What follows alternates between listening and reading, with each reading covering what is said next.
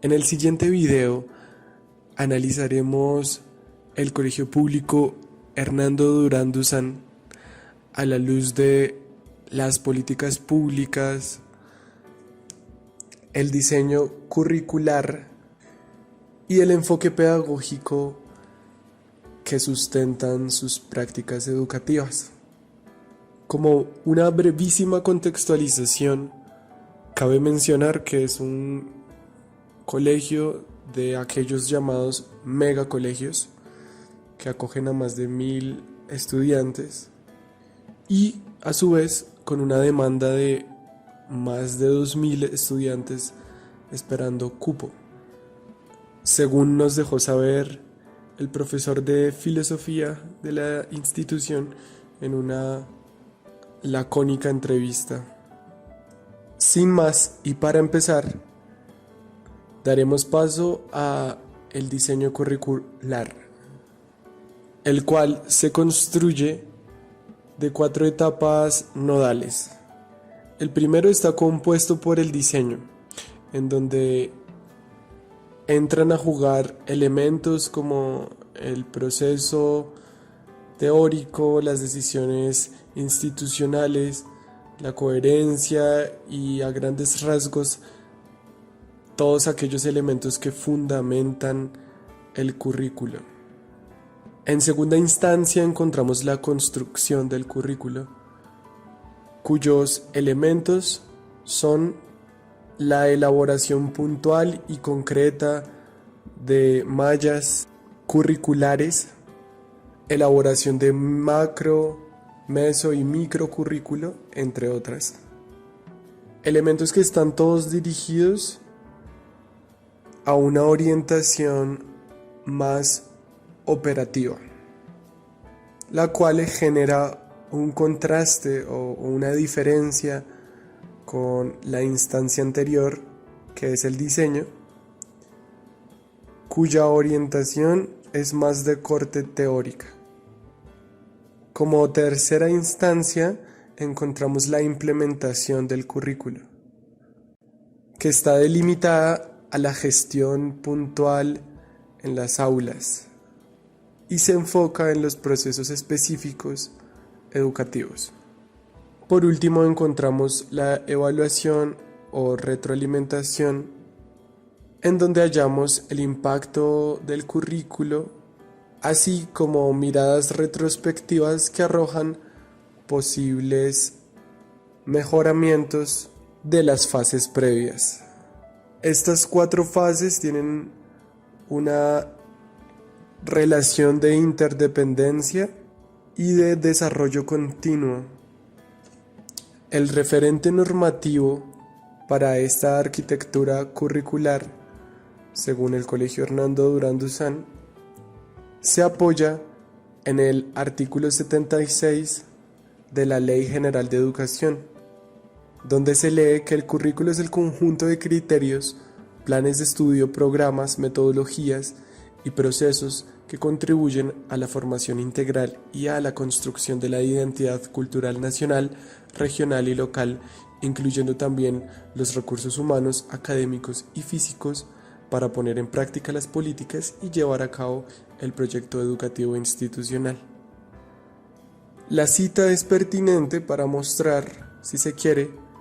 la manera en que las políticas públicas se ligan a procesos curriculares puntuales en los colegios, en este caso en el colegio que nos compete. Por otra parte, en el diseño y niveles de administración curricular, el documento del colegio nos deja saber que se parte de 3 instancias bien conocidas, que son el macrocurrículo, mesocurrículo y microcurrículo, en donde el macrocurrículo comporta los aspectos teleológicos del PEI o Proyecto Educativo Institucional y su articulación con las políticas públicas vigentes. Agregado a esto, el mesocurrículo desagrega los aspectos teleológicos esbozados previamente en el macrocurrículo haciendo explícitos acuerdos institucionales a partir de los principios de aprendizaje, como lo son la secuencialidad, la complejidad y la profundización, que obedecen a su vez al paradigma de aprendizaje por ciclos. Por último, el microcurrículo se propone implementar en el aula de clase los aspectos teleológicos del PEI en el escenario concreto y en la interacción con los estudiantes, evidenciando los principios curriculares y evitando la fragmentación curricular. Como una cuña de lo dicho hasta aquí, cabe agregar que otros elementos del macrocurrículo, además de la normatividad vigente y las políticas públicas educativas, son el modelo pedagógico. El mesocurrículo, también cabe agregar, aporta en el ajuste del macrocurrículo en términos de las necesidades y características de la población escolar en cada uno de los niveles o ciclos que ofrece la institución. En el caso del Colegio Hernando Durán Duzán, lo que se busca es la formación integral de estudiantes en una lógica de gradualidad y complejidad que posibilite la construcción escalonada y espiral de la cultura y la identidad institucional, para, a gran escala, articular la planeación y gestión del currículo al proyecto educativo institucional. El mesocurrículo, para aclarar y profundizar, dicta los planes de estudio de las áreas o campos con sus respectivas mallas curriculares por niveles o ciclos, en este caso ciclos, que establecen metodologías, didácticas, recursos, actividades, criterios de evaluación, entre otros elementos. Para cerrar, el microcurrículo establece los criterios de diseño didáctico que define cada docente para dinamizar y posibilitar la interacción con los estudiantes en el proceso de enseñanza y aprendizaje, sin dejar de lado los procesos previos de meso y macrocurrículo, que a su vez articulan políticas públicas generales. Para las estrategias de integración curricular,